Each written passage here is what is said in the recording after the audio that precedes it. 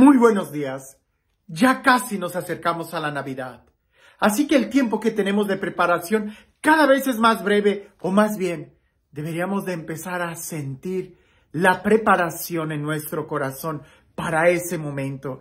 La alegría que empieza a crecer en nuestro corazón por el hecho de celebrar que Dios nos ha amado tanto, que ha enviado a su Hijo para hacerse semejante a nosotros, excepto en el pecado, precisamente para pagar nuestro pecado, y que ahora tú y yo, al aceptarlo a Él, podamos convertirnos o hacernos en hijos de Dios. Hoy el Evangelio habla del momento en donde Juan el Bautista va a ser presentado en el templo, va a ser circuncidado, y hay un pequeño debate sobre cuál es el nombre que él va a recibir. Algunos pensaban que se tenía que llamar igual que su papá, Zacarías, porque en aquel entonces el ponerle el nombre al hijo significaba darle una misión, y muchas veces querían que continuara con la misión de la familia como si fuera un negocio familiar, ¿no? Que los hijos se dediquen en la empresa de la familia. Pues así era antes, ¿verdad? El nombre significaba la misión y muchas veces se le pasaba a los hijos. Hoy nosotros sabemos que cada quien tiene una misión única, que cada quien tiene un propósito único. De ahí la importancia de escucharlo. Y Juan el Bautista tenía una misión muy específica, por eso no continuó con el nombre de su papá, sino que cambió totalmente. Pero más que enfocarme el día de hoy en reflexionar sobre Juan el Bautista, que casi todos los años este texto ha tomado mi atención, hoy me quedé pensando en Zacarías, que antes no habló, no podía hablar, y después empieza a hablar alabando a Dios. Escuchemos el Evangelio y te invito a que te enfoques un poco en el personaje de Zacarías. Sí, ciertamente pensar en el nombre de Zacarías y Juan y el que lo presentan al templo y todo lo que sucede en torno a Juan el Bautista es increíble. Pero hoy te pido que te concentres en Zacarías, lo que habrá estado experimentando él al contemplar que su hijo ya iba a ser circuncidado y todo lo que implicaba este acontecimiento. Dice así el Evangelio. Por aquellos días le llegó a Isabel la hora de dar a luz y tuvo un hijo. Cuando sus vecinos y parientes se enteraron de que el Señor le había manifestado tan gran misericordia, se regocijaron con ella.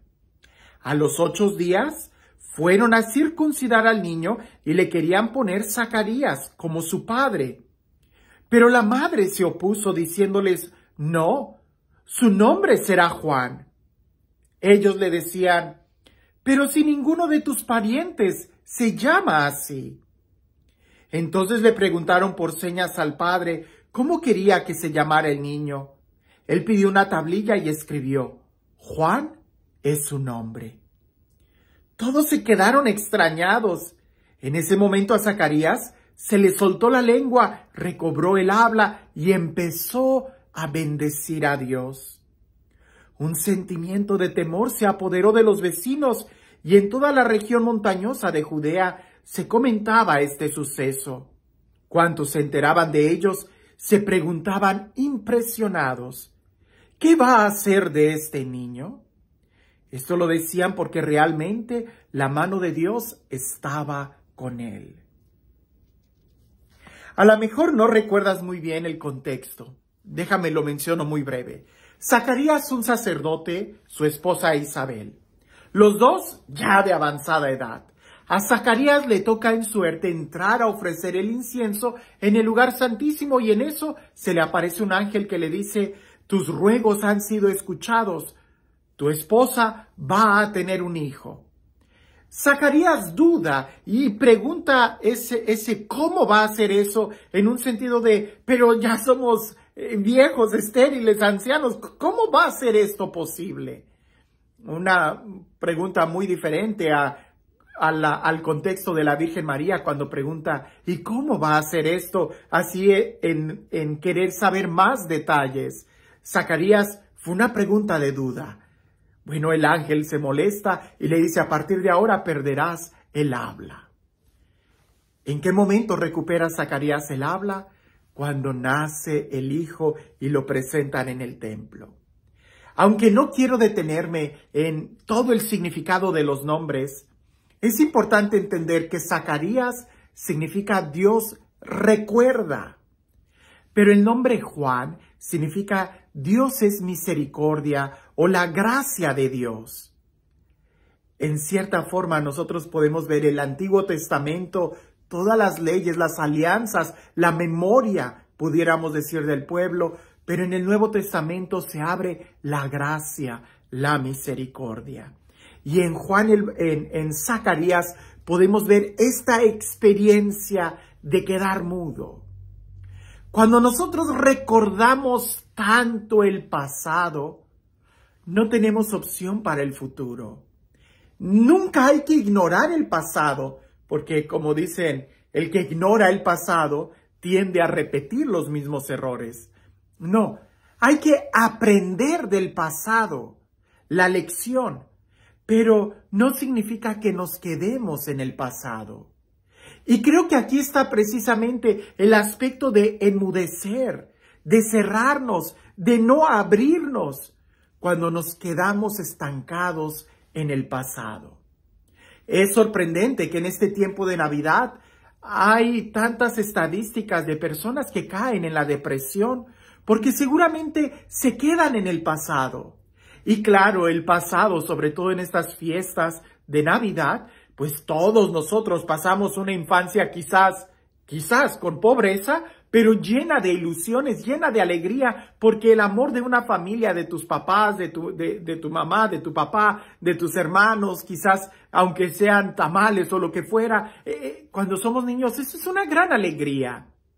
Pero quedarnos estancados en el pasado, quizás ahora tú de adulto que tienes tu propia familia, te entra la nostalgia y eso hace que impidas abrirte al presente, vivir el momento.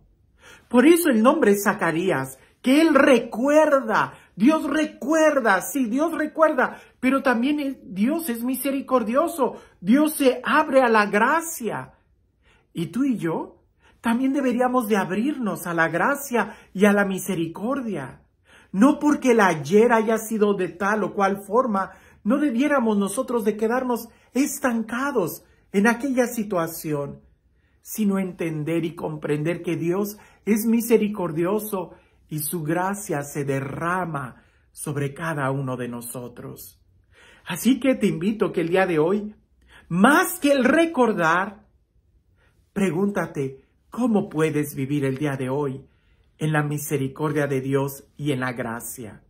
Sí, quizás recordar cuando nosotros jugábamos en la calle, cuando quebrábamos las piñatas de barro, cuando corríamos todos en las posadas y con las velitas de Navidad o las luces de Bengala. Quizás todo eso nos llena de mucha alegría. Sí, qué bueno. Pero hoy, ¿cómo podemos abrirnos a disfrutar este momento en el que estamos viviendo? El día de hoy, ¿cómo podemos abrazar a nuestros seres queridos, a nuestros amigos y decirles un te quiero, un estoy pensando en ti, estás en mi oración o, aunque no estamos cercas, ¿sabes que te quiero? Yo creo que si el día de hoy nosotros nos abrimos a una creatividad, a la misericordia y a la gracia de Dios, indudablemente podremos experimentar cosas mejores que el ayer. Porque siempre la gracia y la misericordia de Dios es más grande y mejor que el recuerdo. Que Dios recuerda, sí, pero su misericordia es abundante sobre nosotros. Y este Dios, el Dios del amor, el Dios de la paz, el Dios que hace nuevas todas las cosas, sea Él quien te bendiga en el nombre del Padre, del Hijo y del Espíritu Santo. Recuerdo esta anécdota que seguramente la he contado cuando reflexiono en este evangelio, pero es importante que lo veamos, porque a veces cuando vemos una caricatura o cuando vemos algo que le sucedió a alguien más, es más fácil poder evaluar nuestra vida. Dicen por ahí que un señor pues había cometido un grave error y le fue infiel a su mujer, pero se reconciliaron y ya habían vivido mucho mejor, habían salido adelante. El hombre realmente cambió y hacía todo lo posible por ser un ejemplo de marido. Pero la mujer no perdía ninguna oportunidad para recordarle a él el error que había cometido. Hasta que llegó un punto en donde el Señor, cansado, la confronta y le dice: oye, pues no se supone que tú le dijiste frente al sacerdote que tú ya habías perdonado y que habías olvidado ese error que yo cometí. Y la mujer le contesta a su marido: sí, yo le dije al Padre que yo te perdoné y yo lo olvidé. Pero yo no quiero que tú lo olvides. Quiero que tú recuerdes el daño que me hiciste. Y es ahí donde nosotros pudiéramos preguntarnos: ¿qué tanto ella había perdonado? ¿Qué tanto realmente ella había tratado de olvidar aquella situación? A veces nos quedamos estancados en el pasado y aunque el día de hoy tengamos tantas posibilidades de vivir felices y quizás el marido de ella el día de hoy era mucho mejor que el que era antes de que cometiera ese error, pero ella no podía disfrutarlo porque ella seguía estancada en el pasado. Hoy, sí, ciertamente hay que aprender de los errores del pasado, y aunque pudiéramos decir que para eso es importante recordar la historia, es mucho más importante abrirnos a la gracia, abrirnos a la misericordia de Dios en el presente, porque es más peligroso cerrarnos al futuro y quedarnos en el pasado que simplemente el olvidar el pasado mientras estemos abiertos al futuro. Hoy creo que es una gran oportunidad para recordar el pasado con alegría y vivir el presente con intensidad. Que tengas un excelente día.